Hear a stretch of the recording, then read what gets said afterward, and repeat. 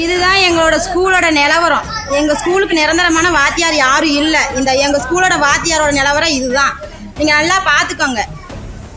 தமிழகத்தில் பள்ளி மாணவர்கள் வரை மது, கஞ்சா என போதை பழக்கத்திற்கு அடிமையான செய்திகள் சமீப காலமாக அதிகம் வெளிவரும் நிலையில் திருச்சி மாவட்டம் மணப்பாறை அருகே அரசு பள்ளி ஆசிரியர் ஒருவர் மது போதையில் வகுப்பறையில் மயங்கி கிடந்ததாக வெளிவந்த காணொளி மக்களை அதிர்ச்சியில் ஆழ்த்தியிருக்கிறது.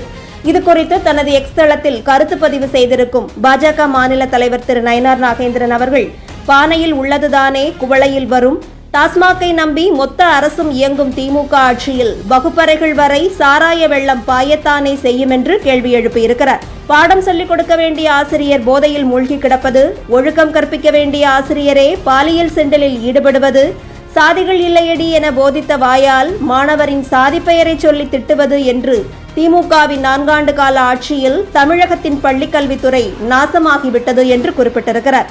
இப்படி அதல பாதாளத்திற்கு சென்று கொண்டிருக்கும் பள்ளிக்கல்வித்துறையையும் மாணவர்களின் எதிர்காலத்தையும் பற்றி எந்த கவலையும் இல்லாமல் பள்ளிக்கல்வித்துறை எனது கோட்டை என சினிமா வசனம் பேசி விளம்பரம் தேடுவதில் மட்டுமே அமைச்சர் திரு அன்பில் மகேஷ் அவர்கள் கவனம் செலுத்தி கொண்டிருப்பதாகவும், நாடக முதல்வருக்கு வாய்த்த மிகச்சரியான விளம்பர அமைச்சர் எனவும் தனது பதிவில் பதிலடி கொடுத்திருக்கிறார்.